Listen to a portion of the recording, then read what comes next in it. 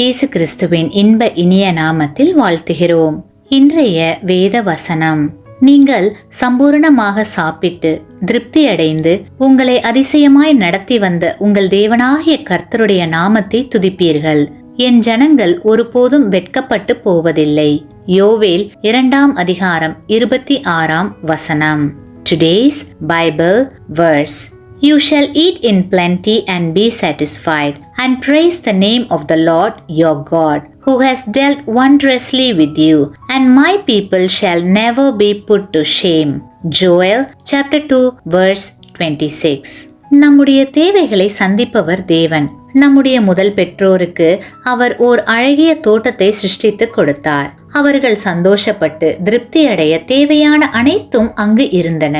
அதேபோல் யாக்கோபையும் அவருடைய குடும்பத்தையும் போஷிக்கும்படி தேவன் முன்கூட்டியே யோசேப்பை எகிப்திற்கு அனுப்பி வைத்தார்.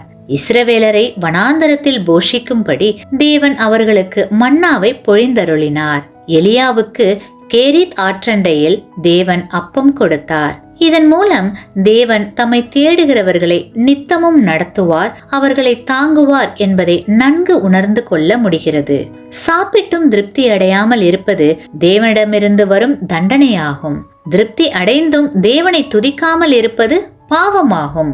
அப்படிப்பட்டவர்களுக்கு தேவ ஆசீர்வாதம் சாபமாக மாறும். நேர்மையற்ற வழியில் வந்த போஜனத்தை விட நேரான வழியில் கிடைத்த போஜனம் இன்பமாயிருக்கும் என்று சொல்லப்படுகிறது. தேவ ஈவுக்காக தேவனுக்கு நன்றி செலுத்துகிறவர்கள் மாத்திரமே புசித்து திருப்தி அடைய முடியும். தேவனுடைய களஞ்சியம் என்றும் குறையாதது.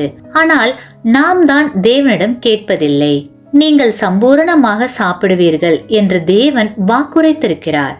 அற்புதமான விதத்தில் தேவன் நம்மை அணுகுகிறார். பர்வதங்களில் ஆயிரமாய் திரிகிற மிருகங்களும் பொன்னும் வெள்ளியும் தேவனுடையவை.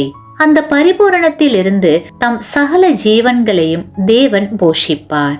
கிறிஸ்துவுக்குள் பிரியமான சகோதர சகோதரிகளே, நம் பிள்ளைகளின் பெயர்களோடு நம் பெயர்களையும் சேர்க்கிறோம். அதுபோல தேவ பிள்ளைகளாகிய நாம் தேவனுடைய பெயரை பெற்றிருக்கிறோம். வெட்கப்படும்படியான காரியங்களை நாம் செய்யும் போது நம்முடைய பெற்றோர் தலைகுனிகிறார்கள்.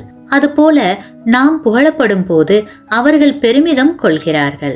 எனவே உலகம் நம்மை இகழவோ அதன் மூலம் தாம் பரியாசம் பண்ணப்படவோ தேவன் ஒருபோதும் விரும்புவதில்லை.